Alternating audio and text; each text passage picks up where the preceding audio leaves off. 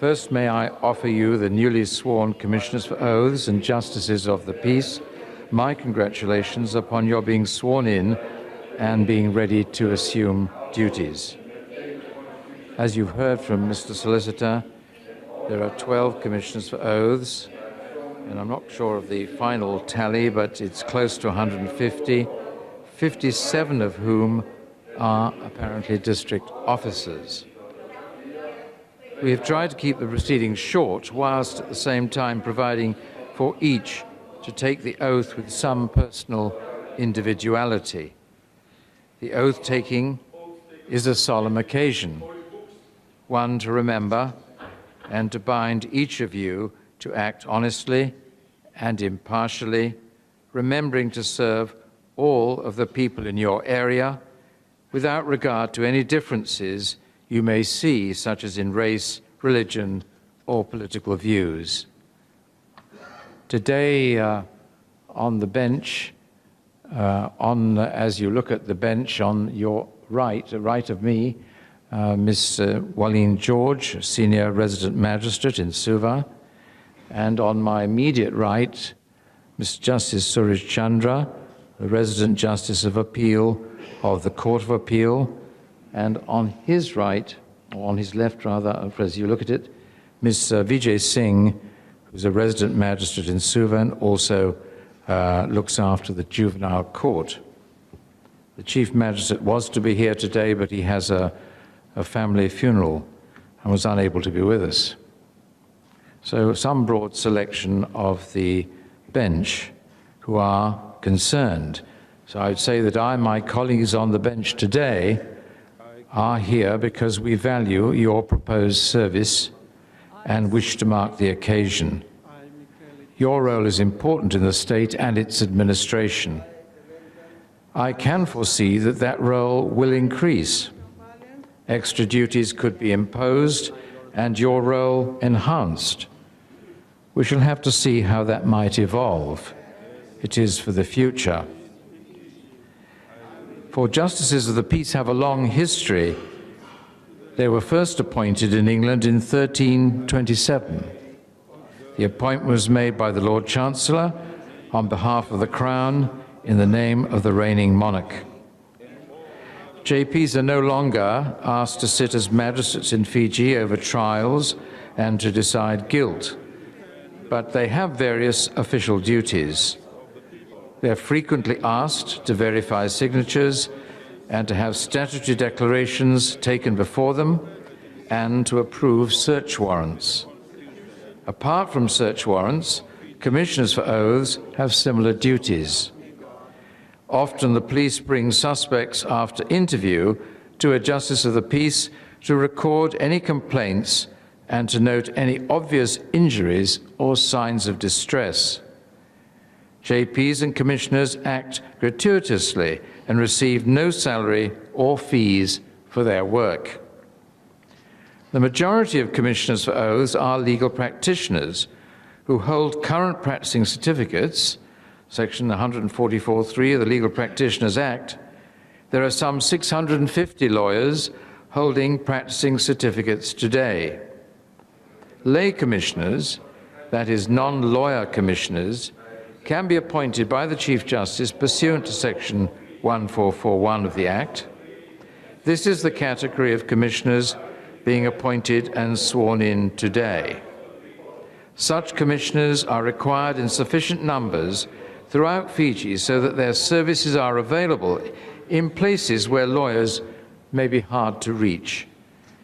Indeed, since no fees could be charged by lawyers for work which is commissioners' work, members of the public find it difficult at times to catch the eye of the lawyer to carry out these duties. Amongst commissioners' duties are A, the taking of affidavits and declarations to be sworn before them. B, receiving production of documents. C, taking the examination of witnesses on interrogatories. D, or any other matters necessary for proceedings in any court. In reality, both commissioners and JPs are asked to verify many documents and identify photographs for public purposes, applications, and passports.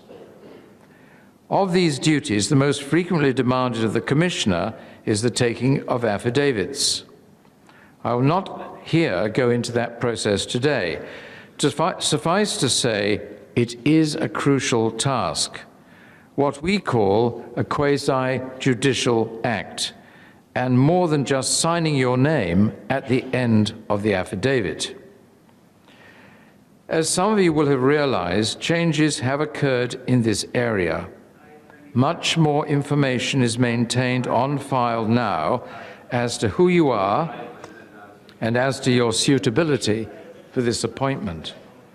A lengthy form had to be completed prior to your appointment and various checks made as a matter of consumer protection and in the public interest. Appointments now are usually limited to 3 years at a time. You will be required to keep records of the work you have carried out. Twice a year, there will be a whole-day training session on various aspects of your work. Training is very important. It is essential to have the right attitude to the task, an attitude of wanting to help fellow members of the community who really need your help. Training will ensure you know thoroughly the do's and don'ts of your functions. As a result of training, we have received far fewer complaints. It is not about putting JP after your name and on your letterhead, feeling important at public occasions or at weddings. It is about serving the people in your area. Sometimes people will arrive at awkward hours, and still you must try to help. You cannot keep people away by putting an angry bull in your field so no one dares open the gate.